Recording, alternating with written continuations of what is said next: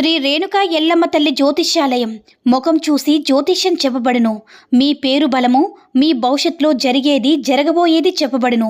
మీ కుటుంబ సమస్యలు, చదువు, ఉద్యోగం, మనశ్శాంతి, ఆరోగ్యం మరియు సకల సమస్యలకు పరిష్కారం చెప్పబడును. భయము, అనారోగ్య సమస్యలు, అనుమానం, చెడు పూజలకు కూడా పరిష్కారం చూపబడును.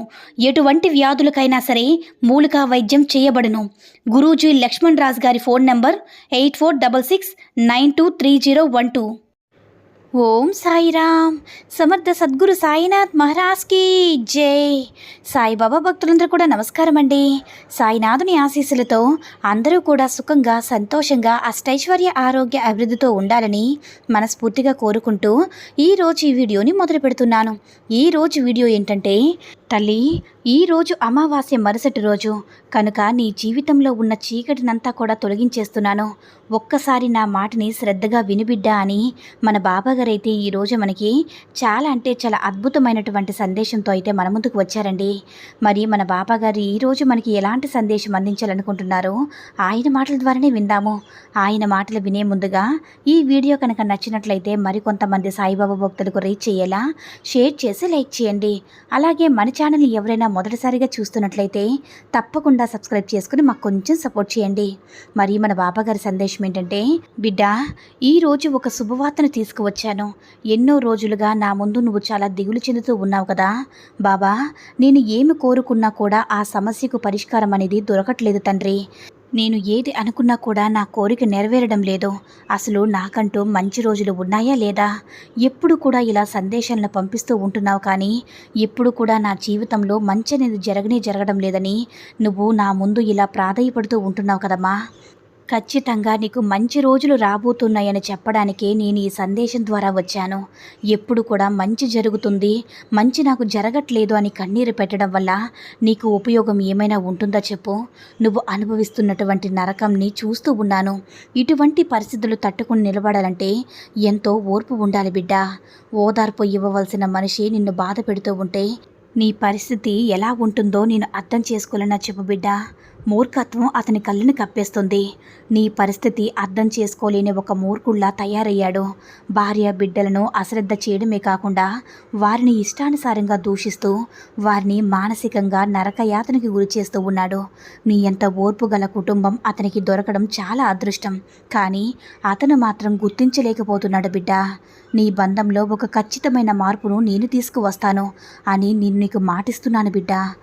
ఎప్పుడు కూడా నువ్వు మానసికంగా ఇలా దిగులు చెందడం వల్ల అస్సలు నీ బాబా అస్సలు చూడలేడు. బాధపడడం వల్ల నేను చూస్తూ ఉంటానని ఎలా అనుకుంటున్నావు చెప్పు? నీకుండేటటువంటి సమస్త దోషాలను కూడా తొలగిపోయి సకల శుభాలు కలిగేలా చేస్తాను బిడ్డ. అనుకున్న కార్యాలన్నీ కూడా నెరవేరేలా చేస్తాను. ఎన్నో రోజులుగా నీ శ్రమ ఫలించి మంచి ఫలితాలు అందుకొని జీవితానికి ఒక స్థిరత్వం తెచ్చుకొని నీ వెంట ఆనందాల వెల్లువ కురిసేలాగా చేసి సంతోషిస్తాను. సకల శుభాలు కూడా నీ ఇంట వరదలై పారుతూ ఉంటాయి బిడ్డ. మీ ఇంట్లో ఇకపై సిరి సంపదలు, స్థిరత్వం కలిగి ఎప్పుడు కూడా సుఖ సంతోషాలతో ఉంటావు. రోజు రోజుకి వృద్ధి చెందుతూ ఉంటావు. అమావాస్య మరుసటి రోజు నుంచి నీ జీవితంలో ఉండేటటువంటి చీకట్లన్నీ కూడా తొలగింపచేస్తాను బిడ్డ. ఇన్ని రోజులకు నీ సమస్య నుంచి బయటపడే అదృష్టం వచ్చింది. ఈ రోజు నుంచి నీకుండేటటువంటి కష్టాలన్నీ కూడా తొలగిపోతాయి బిడ్డ. కాబట్టి ఇప్పటి వరకు ఏదైతే కష్టాలు, బాధలు అనుభవించావో, ఓటములను రుచి చూసి విసిగిపోతున్నావో అంతటికీ ముగింపు ఆఖరి ఘట్టంగా నేను రాస్తున్నాను బిడ్డ. ఇప్పటి వరకు నీ జీవితం ఎలా ఉన్నా సరే ఇక నుంచి నీ జీవితం మొత్తం కూడా అద్భుతంగా ఉండబోతుంది బిడ్డ. ఇప్పుడు నేను చెప్పబోయేది జాగ్రత్తగా విను.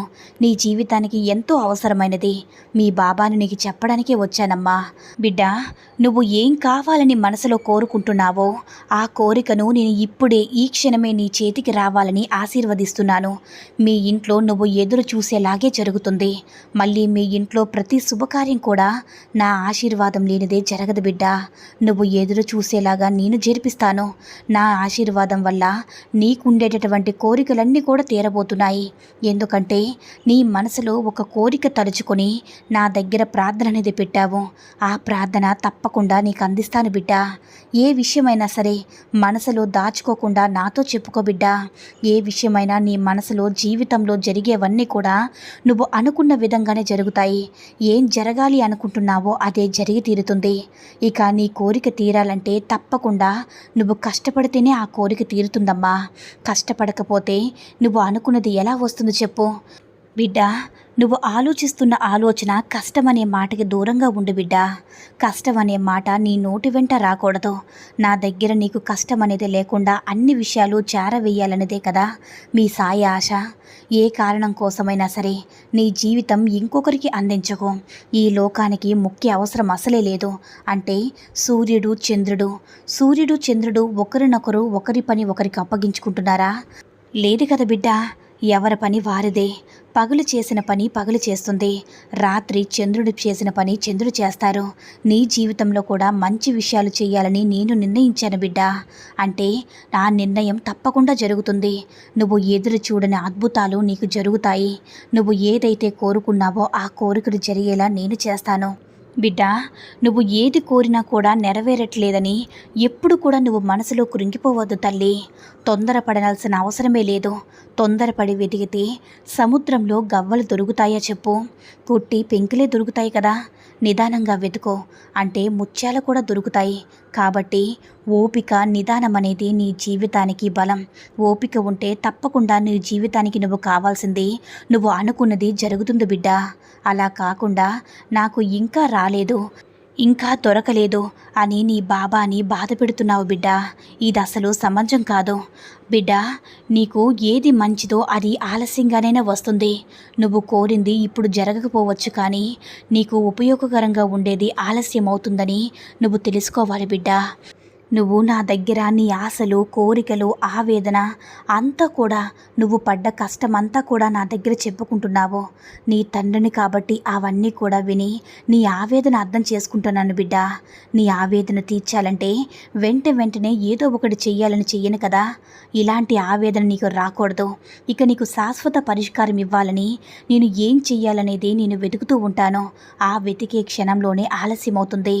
నిన్ను నమ్మిన బాబాకు ఆలస్యం చేస్తున్నానని చెప్పి తొందరపడి నువ్వు ఎప్పుడు కూడా అబద్ధం చేసుకోక బిడ్డ.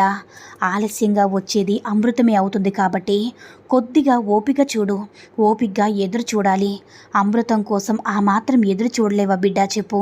ఇన్ని రోజుల నుంచి నువ్వు పడ్డ కష్టం చూస్తే ఇంకొన్ని రోజులు ఎదురు చూస్తే తప్పకుండా నీకు మంచి జరుగుతుంది. ఇక నుంచి శ్రద్ధ, సబూరేని ఆయుధాలు నీ చేతిలో పట్టుకుని మనసులో నిలుపుకో. అలాంటి నువ్వు నీ లక్ష్యం చేరి ఆనందం వైపు వెళితే నువ్వు, నీ కుటుంబం ఎప్పుడు కూడా ఆనందంగా ఉండగలుగుతారు బిడ్డ. నీ సమస్యకు సంతోషమే మొదటి పరిష్కారం. నీ ఆలోచన కాబట్టి నీ ఆలోచన అనుకూలంగా మార్చుకో. నీకు ఎలా అయితే అనుకూలంగా ఉంటుందో అలాగే ఆలోచనలు చెయ్యు. అంతా నీకు సమన్యాయంగా జరుగుతుంది తల్లి. మంచిగా ఆలోచిస్తే మంచిగానే ఉంటుంది. నీకు ఈ రోజు నుంచి నీకుండేటటువంటి కష్టాలన్నీ కూడా, నీ జీవితంలో ఉండేటటువంటి అమావాస్య చీకట్లన్నీ కూడా తొలగించేలా నేను చూస్తాను బిడ్డ. నువ్వెప్పుడు కూడా ధైర్యంగా ఉండు. నా బాబా అన్నీ చూసుకుంటారనే ధైర్యంగా, ప్రశాంతంగా ఉండు బిడ్డ. అంతా నేను చూసుకుంటాను కదా, నేనుండగా నీకు దిగిలెందుకు బిడ్డ అని మన బాబాగారు అయితే ఈరోజు మనకి చాలా అంటే చాలా అద్భుతమైనటువంటి సందేశం అయితే అందించారండి. సాయి మహిమల ద్వారా వచ్చిన ఈ సందేశం మీ అందరికీ కూడా నచ్చిందని అనుకుంటున్నాను. ఈ వీడియో కనుక నచ్చినట్లయితే మరికొంతమంది బాబా భక్తులకు రీచ్ అయ్యేలా షేర్ చేసి లైక్ చేయండి. అలాగే మన ఛానల్ని ఎవరైనా మొదటిసారిగా చూస్తున్నట్లయితే తప్పకుండా సబ్స్క్రైబ్ చేసుకుని మాకు కొంచెం సపోర్ట్ చేయండి. సర్వే జనా సుఖినో భవంతు. జై సాయిరామ్.